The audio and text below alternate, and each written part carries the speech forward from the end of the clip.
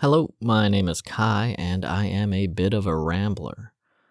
I like to travel, learn, and tell stories. Welcome to Ramble On, number 8, where I just talk about stuff. And I have a lot to talk about because I moved. I'm in Panama City now. And I kind of missed the whole communal living thing, so I got a private dorm room. There's like shared bathrooms in a corridor, and we each have our own rooms. I didn't want to go full hostel so that I could still record some stuff, but there's going to be noise in the background probably because it's a dorm room. And I got a couple wacky stories about that in a little while. But let's try to start from where I left off, which was Panajachel, which there was just a weird, funky smell that came into my room every morning at like 5 a.m. and it didn't stop for 4 hours. So I was just smelling this weird, like tilling soil smell, like dusty dirt farming smell. It wasn't awful, but it was just off-putting, and it didn't do my stomach any favors. So as much as I liked what Panajachel looked like, and, the food there was good, I was happy to be moving on. And there were private buses, private shuttles everywhere, so you could get with a group and go in a van and pay individually and just, go with a bunch of other people going to Guatemala City. But that was $200, and that seemed crazy to me. So I just took the regular buses, which were not difficult to find. One long ride to Solola because it was school time, so there was all these kids going to school at the same time. It was a pretty crowded bus. And then I had a long ride up to La Cuchilla, the second place, before I could get a bus that goes all the way to Guatemala. And Cuchilla took a while also, but most of the kids had already gone to school, so it wasn't so bad. And then at Cuchilla, Los Encuentros, right when I got to the top of the hill, there was a bus going straight to Guatemala. And I just ran out of that bus, got on the Guatemala bus, and I was good to go. And those buses were 3, 5, and then 30. So 38 quetzales instead of 200 quetzales for the same time, like getting to the city. So I was glad I did that. Now the ride was rough because I still had leftover stomach troubles from the water, I'm guessing. And then the buses in Guatemala are not gentle. And I was kind of out of it because I didn't go to bed. I left the morning after I recorded during the night. And at 5, that weird dirt smell came in through the window. And I was like, you know what? I'm out. There's no reason for sleeping for 4 hours and then going. And I wanted to leave really early just to make sure that I got there in plenty of time for my flight, which was 24 hours from then, 4 a.m. the next day. But just in case there was anything wrong with the bus, which might break down, or who knows, anything, like there was a protest when I went to Panajachel, I'd rather be half a day early than half a day late for my flight.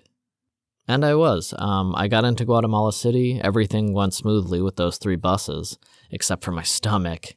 And at one point I was like, oh my God, am I going to crap my pants on this bus? But I just held on and grimaced and breathed deeply through all the swings and turns as I was thrown left and right on the bus bench.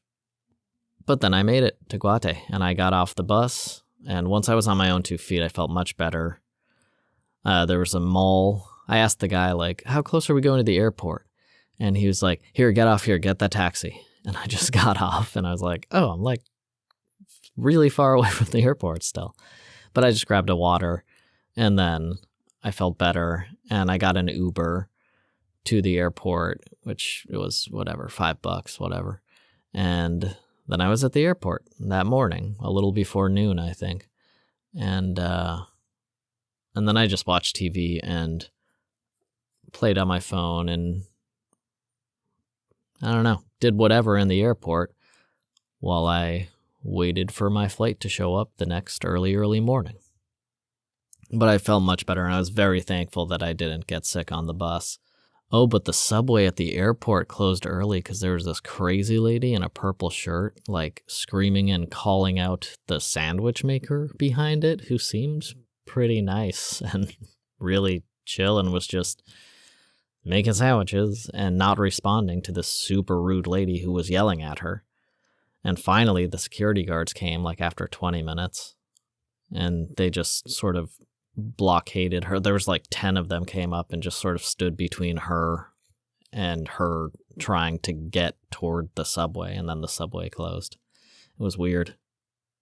It didn't, like, because the subway person wasn't reacting, it didn't seem like it was going to erupt in violence at any second.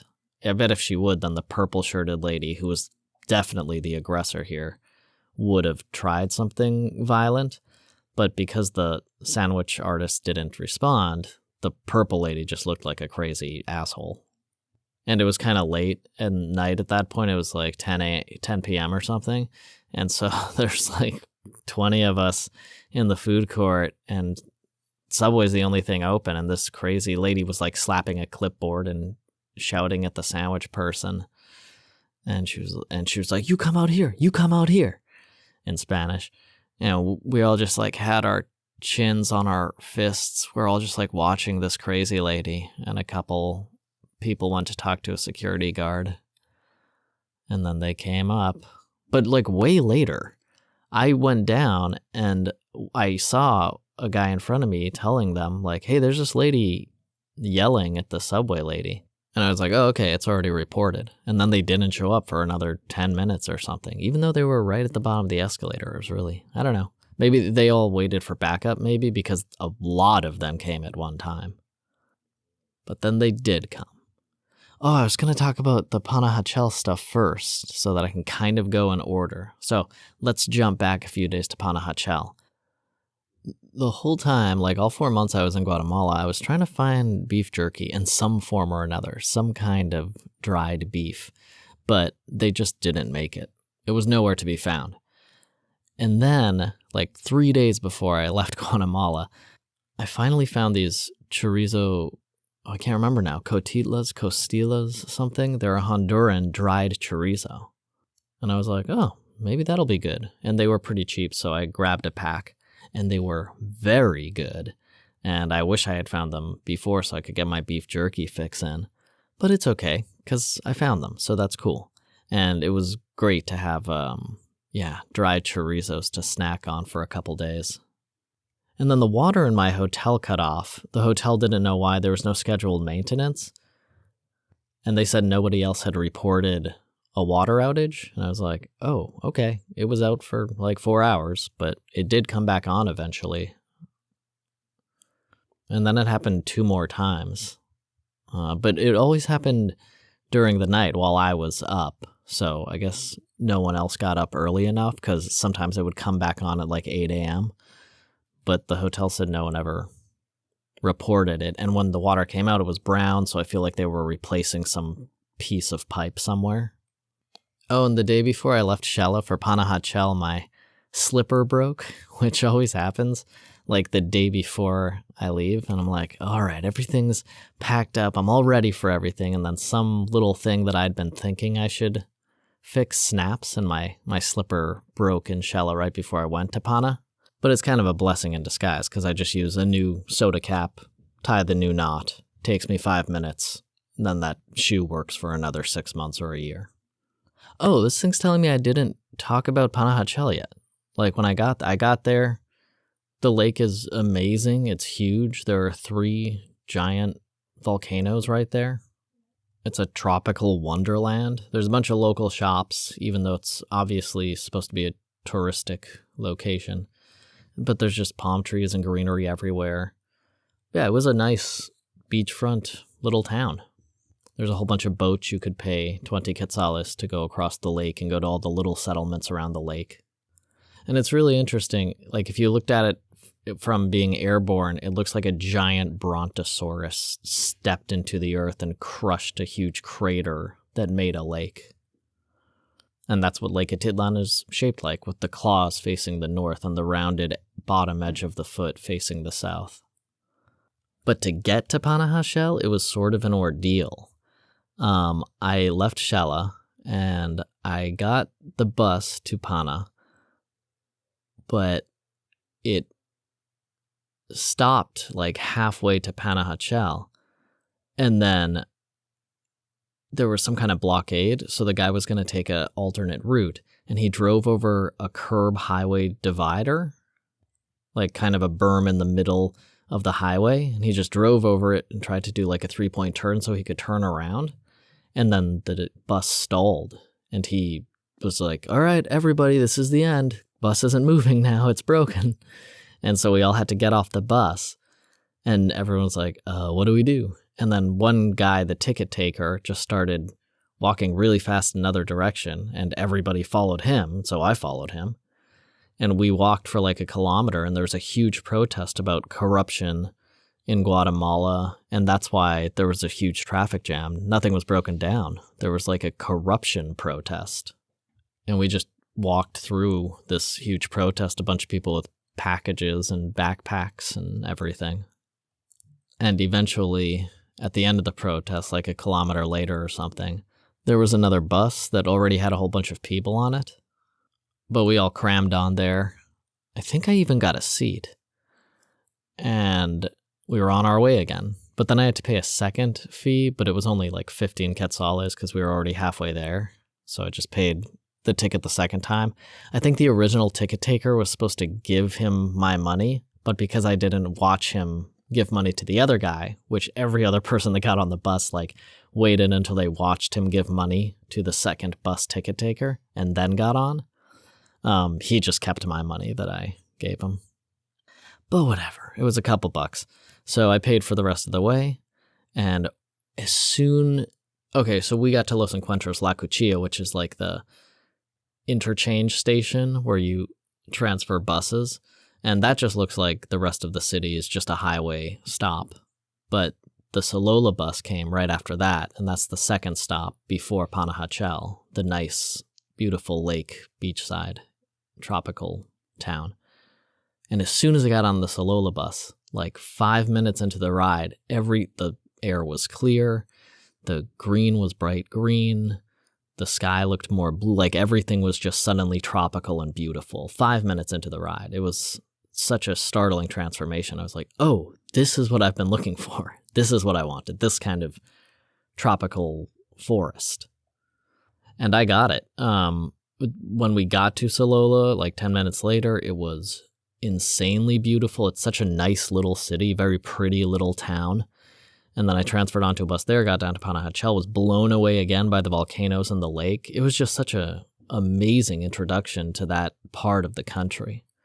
I don't know if I'll go back, but I'm very glad I got to see that. If I had only seen Guatemala and Shella before I left, I would have felt like I missed something. And I would have missed Solola and Panahachel. So I'm very glad I got to see these rustic, set-apart, beautiful rural towns. But even the Guatemala City, the biggest city, or the most densely populated city in Central America, feels a bit rural. And I wanted to get back into a more modern country. I had been living in rustic times for 4 months. But I'll get to that in a minute.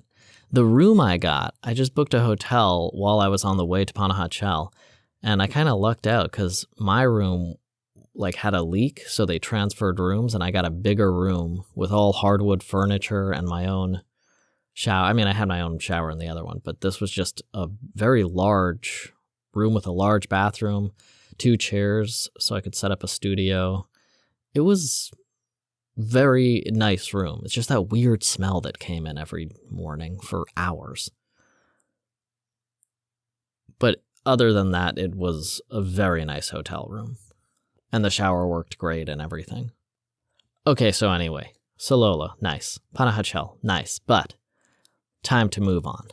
I had lived in Guatemala a long time. I liked it, but there are no Asian markets. There are no ethnic markets or imported food markets at all in Guatemala. There are a couple, but it's literally like $13 for 10 sheets of nori. Like, the imported food is crazy expensive there because they must have bought it once when they opened the shop and then never bought another one again. And there's not like a lot of different people meeting each other. Like, it's Guatemalan people. Like, it's not a hub of culture, of international culture anyway. And I liked my time in Guatemala, but I wanted a more bustling city with a lot of cultural exchange going on because it had been so long. And I really wanted Chinese food or Indian food, some kind of other food pretty badly, that I was almost going to buy a ticket to Japan or China. I was looking at tickets there. I was like, maybe I'll just go back there. Like, I want that good food. And I feel more comfortable in a lot of parts of Asia. More comfortable culturally. Like, I just fit into Chinese culture better, I think, than Central American culture so far. Or at least Guatemalan. I've only been to Guatemala. So I was looking at places that were a little higher in income so that there would be more of a city vibe, and I would be able to find an Asian market. And I looked at Panama City, and they had Chinese supermarkets. And I was like, okay, I'm going to go to Panama City then. And I got a ticket just a few days before I left. And man, that was the right choice. Because I'll tell you, I'm in Panama City now, and I like Panama City. My flight over here was good. I added a couple inches to my sun sleeves so they fit correctly. They have huge malls and casinos like all over the place here. It's really interesting. I haven't been into one of the casinos yet, but I might put on my covered shoes just so I can see what they look like on the inside. There are movie theaters here, so I was able to watch Mission Impossible 8 today in what I didn't know until I got there was the really fancy movie theater, so it still cost me like $10. But there's a little button and a waiter will show up and you can order food and all that. But I still don't have my international transaction fee free card yet, and I don't want to spend all my cash. Although maybe I should have got a snack while I was there. In any case, the movie was okay. I liked 7 a lot more. There were a lot of exciting parts in 8, but the whole first hour of setup was long. I know that he was like saying goodbye to a franchise that had constituted so much of his life, but it was just long for me as an audience member. Also, I might not connect to the Mission Impossible franchise as much as some other franchises, so maybe that's part of it. That made me not as interested in watching an hour-long clip show. But after that first hour, the movie picks up and it's pretty interesting. 7 starts out with a bunch of interesting sleight of hand and exciting stuff, and 8 does not start out very exciting. It starts out maudlin. It starts out like it's saying goodbye, which it is, so I wanted more excitement anyway. But man, did I get excitement in that third act. Wowzers. There were some exciting parts of that. There were a lot of exciting parts of that movie after the first hour, for sure. So it was fun. I'm glad I got to see it in the theater because it does... The Blank Check podcast made a good point that Tom Cruise is trying to single-handedly maintain the relevancy of the silver screen.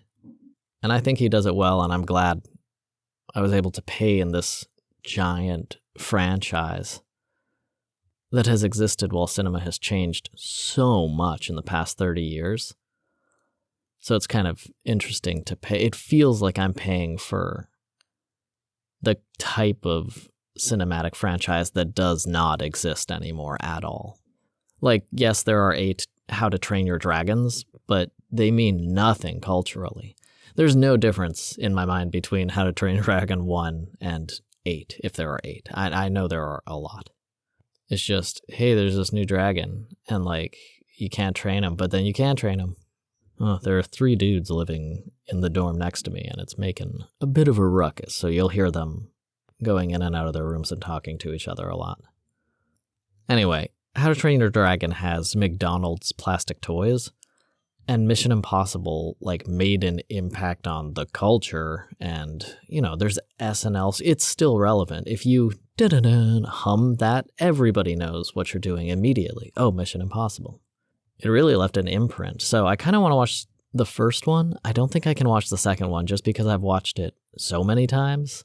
That was my favorite one growing up, and I still remember that movie like perfectly, and I love everything about it. But I'd like to see the first, and then I hear Ghost Protocol is supposed to be really good according to the Blank Check guys again. But I remember not liking it, so I might give that another shot. Anyway, let's talk about what was cool when I got here. When I landed in Panama City, I had to exchange my currency. And the clerk... Oh, which, by the way, did you know this? There's no Panamanian Balboa. It's called the Panamanian Balboa, but it's literally just US dollars. And they have some coins that are different, but they use US coins also as legal currency. So when you come here to, you don't have to exchange your money. You just bring US dollars, and then you can use US dollars everywhere. That really surprised me, because it's called the Balboa, and it says B159 for the price, but for B159 you pay $1.59 USD, or B15 you pay 15 US dollars. So that was interesting. I think it's the first country I've been to that just has incorporated USD into their currency system as their system of currency natively. But I had some Guatemalan quetzales left over, so I exchanged those for USD at the currency exchange station. And the clerk was super nice and explained how I could get my Metro card and all that. And then he mentioned something about China, how he traveled to China a couple of years ago, and how he was just blown away at how technologically advanced it was, and just how well the trains worked, and how it was a completely different country than he was, just a completely new environment, and he loved that. And I was like, oh, that's so cool. I lived there for a while. And then we both just gushed about China, and we talked about the food for 10 minutes. And I was like, that's why I'm here. I'm excited to get back into Asian markets and eat some Chinese food again.